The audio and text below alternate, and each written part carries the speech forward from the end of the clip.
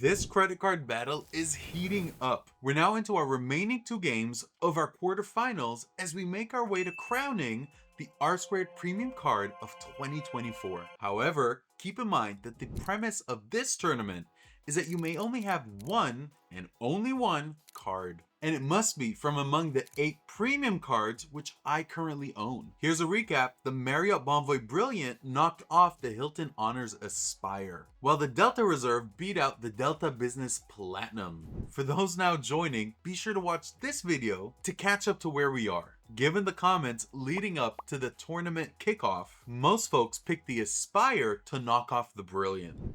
How is this possible? Lounge access is critical. The Aspire is great when it's paired with other cards, but as a standalone card, the lack of priority pass access or any other lounge access makes it a hard pass for anyone who's serious about travel. The Aspire doesn't even have an elevated dining multiplier when dining abroad. Alright folks, it's time to move on, so let's get into the two final battles. But first, let's talk about the prizes. That's right, some of you are getting prizes. The first 2 non-members who pick the correct 2 cards going into the final, as well as the overall winner, will receive an Air France business class amenities kit. The first 2 members to do the same will receive Emirates business class amenity kits. If you don't know, Emirates is the big dog of the skies. If you're still not a channel member, now is the time to join. I know that not everyone flies business class, so this is a fun prize for many of you watching this channel. And lastly, to submit your entries, go to boomacompany.com and submit your answers in the chat.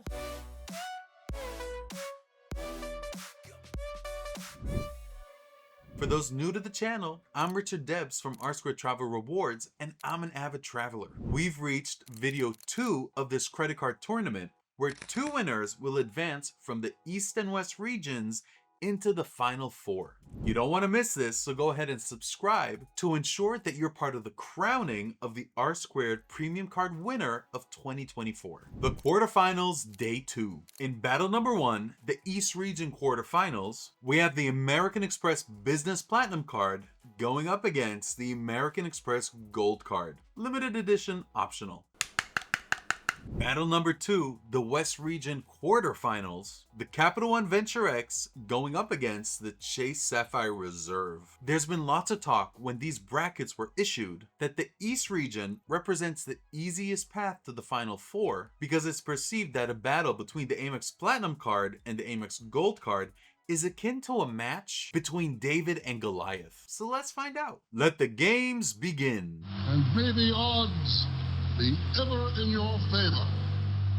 Alright, battle 1, let's quickly break down these 2 cards. First up, we have the American Express Business Platinum card with a $6.95 annual fee and an authorized user fee of $350. Its multipliers are 5 points per dollar on flights and hotels booked on Amex Travel, 1.5 points per dollar on certain business categories like construction and hardware materials, shipping, and software and cloud providers, and 1.5 points per dollar on purchases of $5,000 or more. Then you earn 1 point per dollar on all other purchases. I'm able to claw back $845 in credits, and here's how. There's a $400 Dell credit, which is earned as $200 semi-annually. There's a $120 wireless credit earned as $10 a month. There's a $200 airline fee credit. Then there's a $199 clear credit, but I only value this at $100. And finally, there's a $100 global entry and TSA pre-check, which comes out to $25 a year. After clawing back these credits, this card puts back in my pocket $150. Let's talk about lounge access. You get access to the Centurion lounges, the Delta Sky Club when traveling on Delta, and access to Priority Pass lounges. There's a $35 airline bonus when booking flights through Amex Travel using points. For status, this card gives you Hilton and Marriott Gold status. Then there's Fine Hotels and Resorts, where you'll get breakfast for 2, a $100 property credit, guaranteed 4 p.m. checkout, room upgrades, and noon check-in. There's also cell phone protection in conjunction with a wireless credit, and it's $800 with a $50 deductible. You get travel and baggage insurance benefits, purchase protection, and extended warranty. Alright, let's hop on to the Amex Gold card, which comes in with a $325 annual fee. For multipliers, we have 4 points per dollar on groceries, with a $25,000 cap. You also earn 4 points per dollar on dining with a $50,000 cap. You earn 3 points per dollar on flights booked with airlines directly or on the Amex travel portal. You earn 2 points per dollar on prepaid hotels and other travel booked through Amex Travel. Then you earn 1 point per dollar on everything else. I'm able to claw back $276 in credits. There's a $100 Resi credit earned as $50 semi-annually. There's an $84 Dunkin's credit earned as $7 a month. I only anticipate to use this 8 months out of the year because I'm traveling abroad, so I value this at only $56. Then there's a $120 dining credit earned as $10 a month. Again, I only anticipate using this 8 months out of the year at Five Guys, so I value this at $80. There's a $120 Uber credit earned as $10 a month. I'm not a big Uber user, so I'm anticipating 4 trips this year, so I value this at $40. So this card cost me $49. It also comes with trip delay and baggage insurance, along with purchase protection and extended warranty. Right off the bat, it's clear that this is a battle between a travel card and an elite earner card. The Business Platinum makes it very easy to claw back $845 in credits without much effort. The very reason that I switched from the Personal Platinum to the Business Platinum is because the business credits are natural. 3 out of the 5 credits used are Set It and Forget It, which are the wireless, clear, and global entry and TSA PreCheck. The $400 Dell credit is extremely useful for someone like me who has a YouTube channel, and it's gobbled up in 2 transactions per year. But I sense that it may be replaced come January 2025, given that the website still has a 12/31/24 end date on this benefit. Of course, Amex may extend it for another year as they see fit. Now that I'm all in with Delta, booking cheap flights between Boston and JFK is triggering the airline fee credit, which I no longer need to bank. As a result, the cost of ownership of this card puts $150 back in my pocket. Then there's superior lounge access to the Centurion lounges, Delta Sky Clubs, and Priority Pass lounges. One of my favorite perks of the Platinum Business Card is fine hotels and resorts. Not only does FHR serve up great properties, but you just can't beat the free upgrades, free breakfast for 2, and the $100 property credit. We can argue whether or not Wynn is the premier property in all of Vegas. Using points and FHR benefits makes this property affordable for me. Now, the Amex Gold Card is arguably the single best earner card, which throws off incredibly valuable points. If you're the target audience of this card, or you're a family of 3 or more, there really isn't another single card that will allow you to quickly amass a number of points when compared to the Gold Card. I'd even argue that the $25,000 cap on groceries isn't enough for some families. The Gold Card has embraced travel in that it offers 3 points per dollar on flights, but a less than stellar 2 points per dollar on other travel booked on Amex Travel. We can actually create a math problem here to determine the points earned from the Gold Card with its 4 points per dollar categories versus coming out of pocket for the travel related benefits that we get for free with the Platinum Card. I've done the math for my use case, and the winner for this battle is, drumroll please, the Amex Business Platinum Card. Guys, the travel related perks would be too costly in my case to replace when compared to the points earned on the Amex Gold Card. Alright, on to battle 2. Again, let's quickly break down these cards. Alright, first up, we have the Capital One Venture X with a $395 annual fee. Its multipliers are 10 points per dollar on hotels and car rentals when booked through Capital One Travel. You earn 5 points per dollar on flights via Capital One Travel, and then you earn 2 points per dollar on all other purchases. I'm able to claw back $425 in credits, and here's how. There's a $300 travel credit via the Capital One Travel portal. You get a 10,000 anniversary bonus each year, which has a minimum value of $100. Then there's a $100 global entry and TSA PreCheck credit, which is valued at $25 a year. So this card puts $30 back in my pocket. For lounge access, you get access to Capital One lounges and Priority Pass lounges. You get travel and baggage insurance, and there's purchase protection and extended warranty. All right, let's hop on to the Chase Sapphire Reserve, which comes in at a $550 annual fee, and the authorized user fee is $75. For multipliers, there's 10 points per dollar on hotels and car rentals via Chase Travel. You earn 5 points per dollar on flights via Chase Travel, 3 points per dollar on all other travel, 3 points per dollar on dining, and then you earn 1 points per dollar on all other purchases.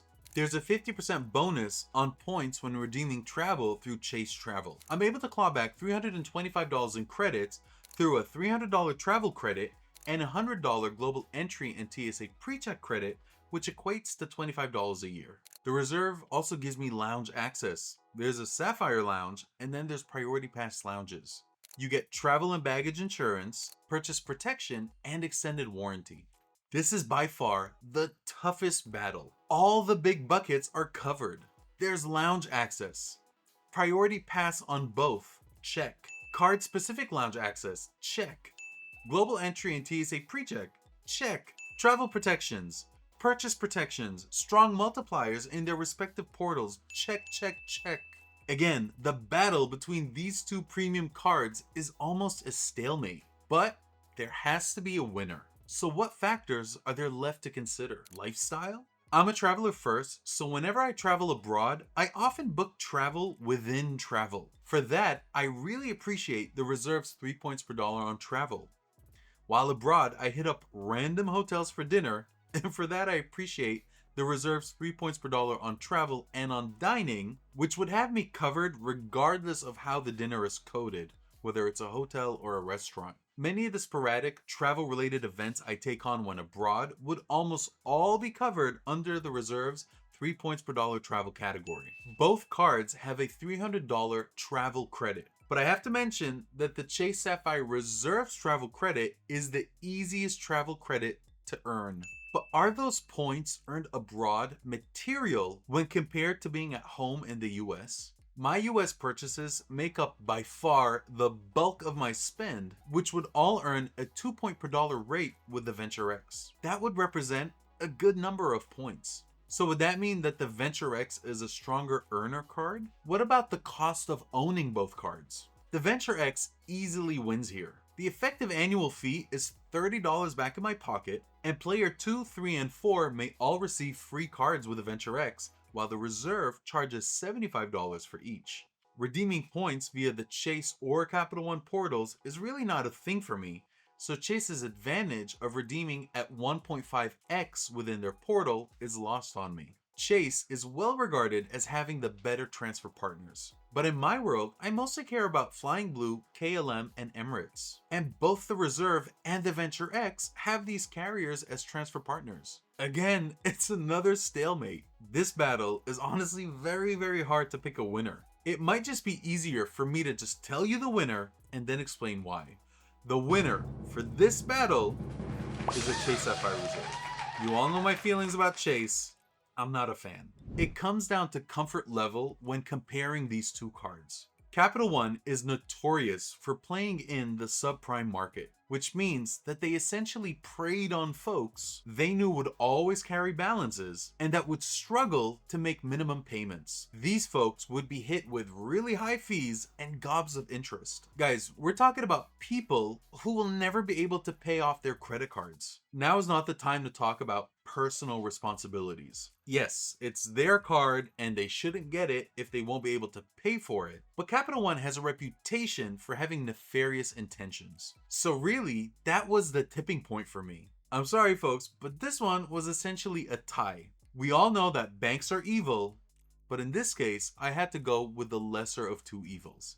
Our final four lineup is now set. The Bonvoy Brilliant takes on the Delta Reserve, the best hotel card against the best airline card, while the Business Platinum takes on the Sapphire Reserve, the battle of the elite travel cards. And folks, this is all going down in Vegas.